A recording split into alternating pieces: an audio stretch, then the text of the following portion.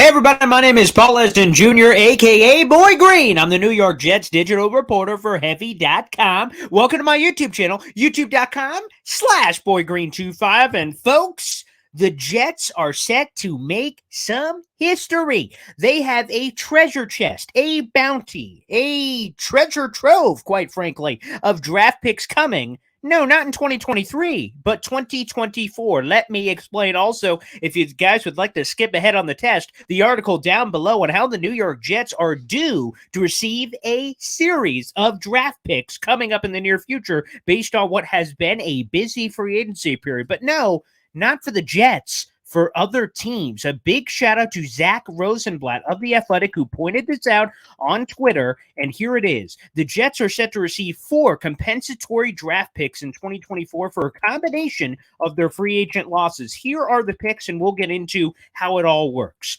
First off, because Nathan Shepard signed a 3-year deal for $15 million, which $15 million, how the hell did that guy get $50 million? I don't really know, but he went to the New Orleans Saints. The Jets get a 6th rounder. These are projections by Over the Cap, again, pointed out by Zach Rosenblatt. We wrote a full piece down below that you guys can check out in the YouTube description. Nathan Shepard, the Jets are projected to receive a 6th rounder in 2024. The Jets lost Nate Herbig on a 2-year deal for $8 million to the Pittsburgh Steelers. They're projected to land a 7th rounder for that loss. Of course, legendary Hall of Famer Mike White went from the Jets to the Dolphins this offseason. 2 years, $8 million. There is more money than that for incentives. A 7th rounder for him. And finally, Dan Feeney also going to the Miami Dolphins, Colt Hero of the New York Jets, and they are set to receive a 7th rounder for him as well. A lot of people may say, well, what about Allen Lazard? Well, that one is canceled out by Sheldon Rankins, who went down to Houston. Those two, quote unquote, canceled each other out. Now, what does all this mean? Well, the compensatory draft pick combination is a formula that, quite frankly, is hard to explain, and not even all the rules are really out there. So we have to trust the experts in terms of their prognostications and things of that nature. And you may say to yourself, when's the hell is the last time the Jets had comp picks? And it hasn't happened in a long time. And here's the real glut of why. The Jets normally spend more money and acquire more free agents than they lose. Unfortunately, the Jets have, and we all know this by the records, have not performed very well. So when the Jets have free agents, nobody else really wants them to any great effect. So this is kind of a new era and just shows that Joe Douglas has been doing a really good job of constructing a roster and having players that people are interested in.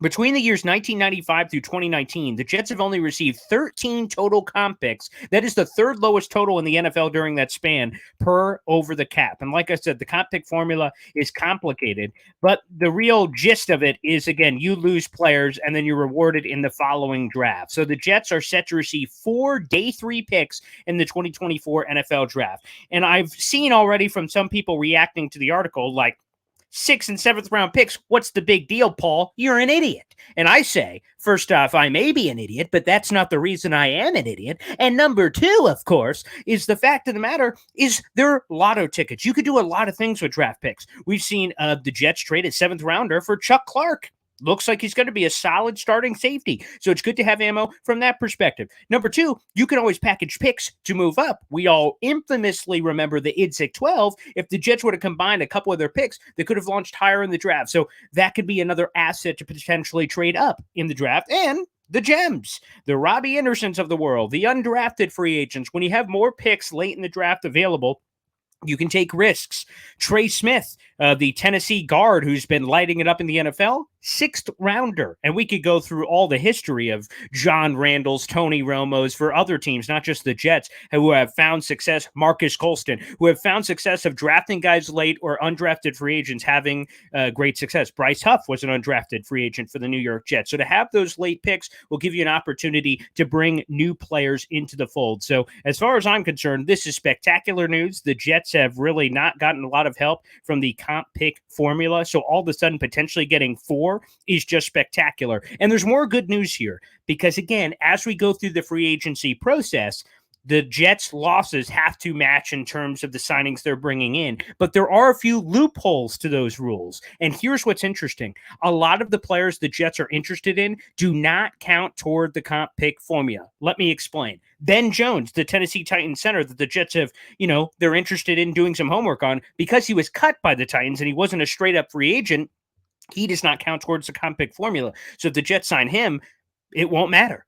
Odell Beckham Jr. did not play during the 2022 season. His contract ran out the prior year. So if the Jets added OBJ, he once again would not count towards the comp pick formula. So if you start looking at a couple of these guys that potentially the Jets could be interested in, Calais Campbell was cut, would not count against the comp pick formula. So, the nerds in the room with the calculators and we're doing the buttons and the beep, boop, da bop, da beep, da boop, da. Well, quite frankly, the Jets can retain the potential draft flexibility and cap flexibility for that matter to get some of those picks in 2024, which right now are projected at 4 day 3 picks. You have a 6th rounder and 3 7th rounders, and they could still add pieces to the team that can help them right now. So this is spectacular news. The Jets can get, again, a treasure trove of draft picks. And while some people may complain about the quality of those picks, I would say, first off, so we don't get a lot of picks ever, and Jet fans say, well, we finally get picks and they suck, so now you're going to make fun of them? The hell, man. I've heard Jet fans for years saying, we never get any comp picks. We finally get comp picks. Now Jet fans are complaining about the quality of them. Jet fans, I don't even freaking know what to tell you. But I'll tell you this. It's exciting to know that these picks could be coming in. We had a few fans commenting on a couple of the videos asking about this, and I can confirm again, 4 day 3 picks are set to come. Again, more movement could affect that, but there are a few loophole players that won't. Players that were cut from their teams, like Calais Campbell or Ben Jones, would not count against that comp pick formula, or players that didn't play last season, which is a unique case with OBJ, but he would not count. So the Jets could be getting a bounty of picks in 2024, and I just got to say, that is sensational, spectacular, groovy, and I'm looking forward to the Jets breaking that history coming up in 2024. Well, guys, I wanted to give you a quick update on that. Make sure you like the video, hit subscribe down below for more juicy New York Jets content. And if you'd like, you can read more about it. Some fun facts and other interesting nuggets are in the article attached on the YouTube bio. Thanks for checking in, everybody, and we'll have more coming up for you right here on the Boy Green YouTube channel.